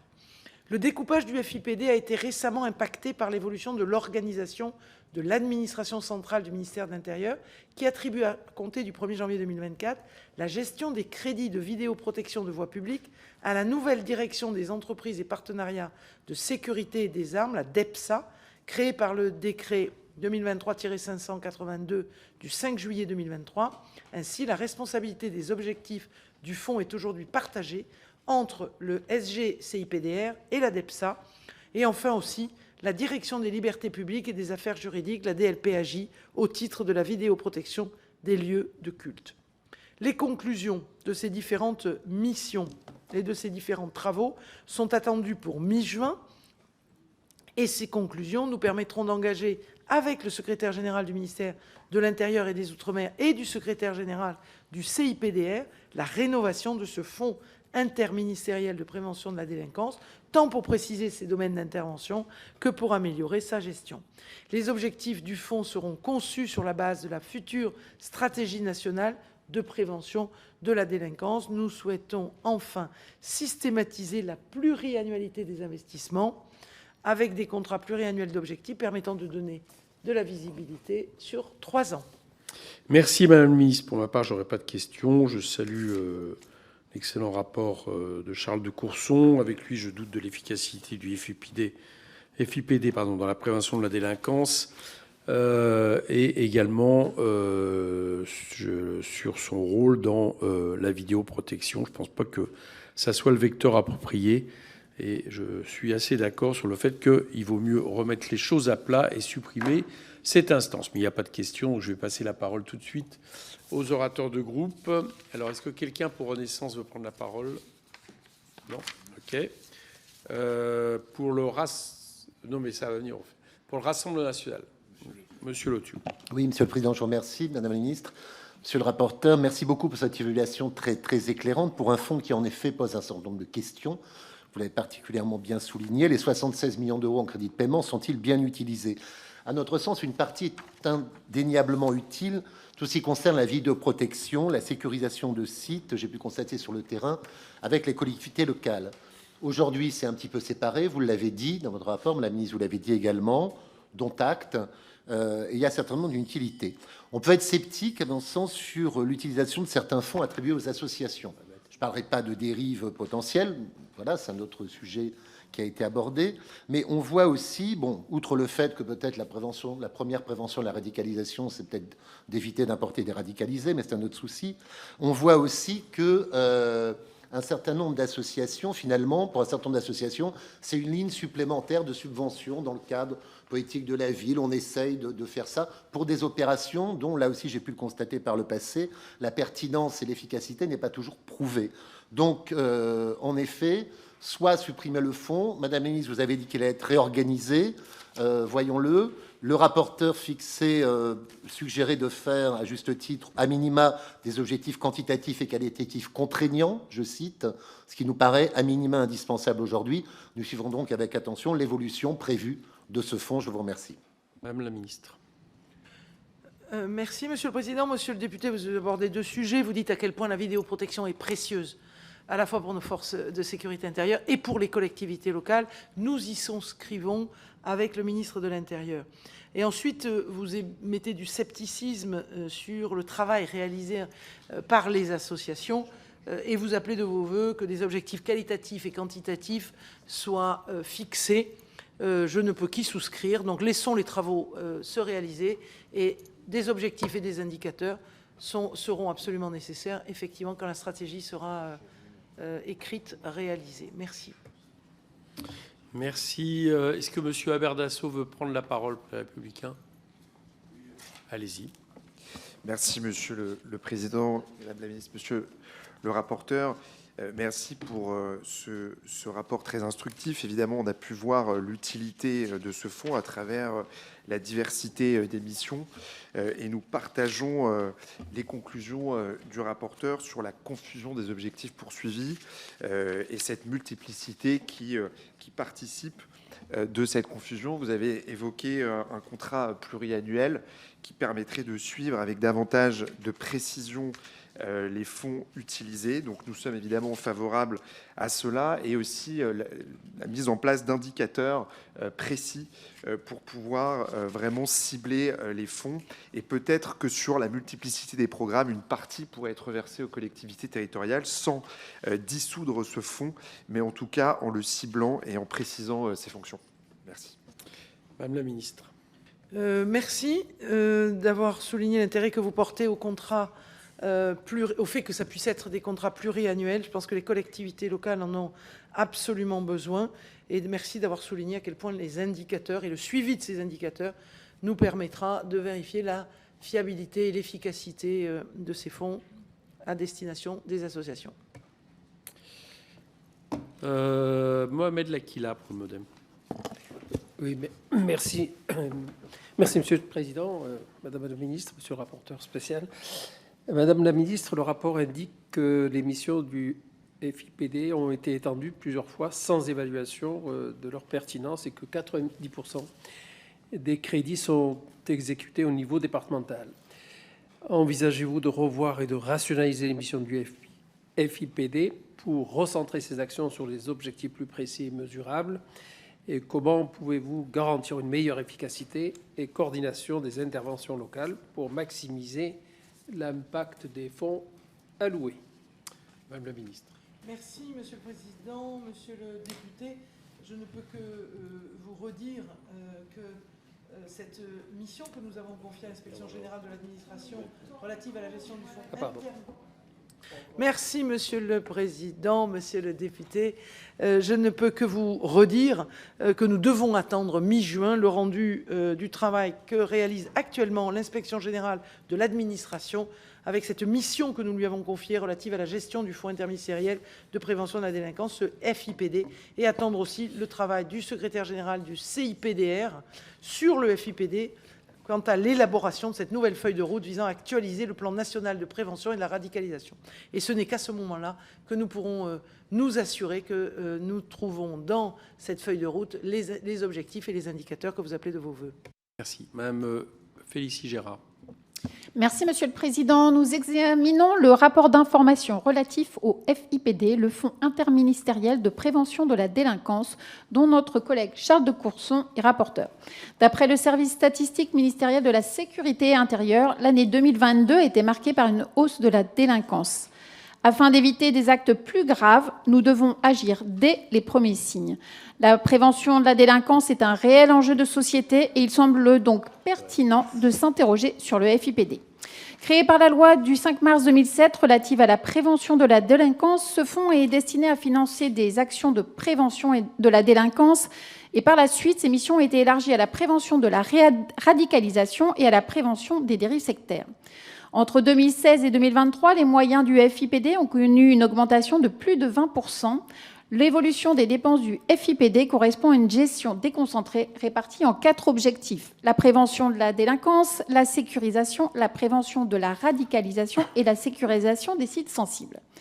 Au cours des 5 dernières années, 90% des crédits du fonds ont été exécutés au niveau départemental et la quasi-totalité des dépenses prennent la forme de subventions en direction des collectivités et des associations. Je le répète, mais c'est important, dès les premiers signes de déviance, nous devons montrer l'autorité de l'État, État qui a pour mission régalienne d'assurer l'ordre dans la société. Cependant, pour mesurer la pertinence et l'efficacité des actions mises en place, une évaluation plus précise et plus régulière semble essentielle. Je vous remercie. Madame la ministre. Merci, Monsieur le Président, Madame la députée. Vous appelez de vos voeux une plus grande évaluation.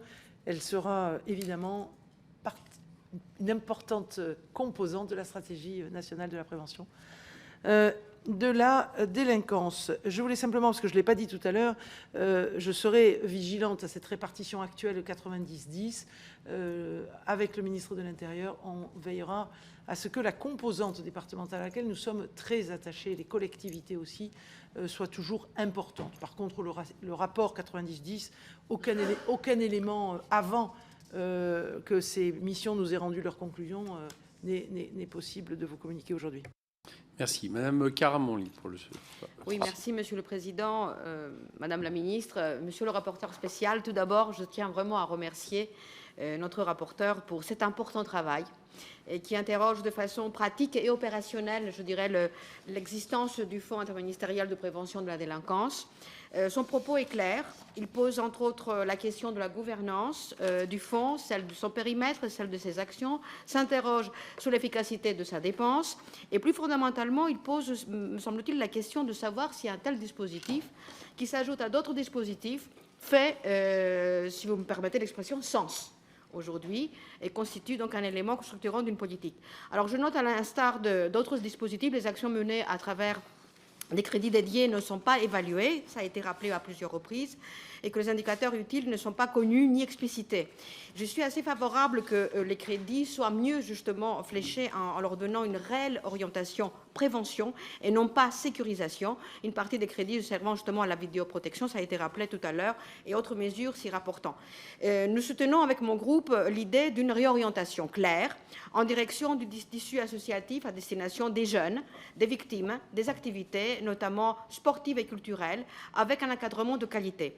Et je partage aussi l'avis de Monsieur le rapporteur que l'administration doit mieux évaluer l'utilisation des fonds avec des indicateurs. Alors, pour pouvoir contribuer aussi à la réflexion que vous avez introduite et que vous avez rappelé, Madame la Ministre, on pourrait ici suggérer des critères de qualification des encadrants, des critères du temps sur le terrain et des critères de fréquentation.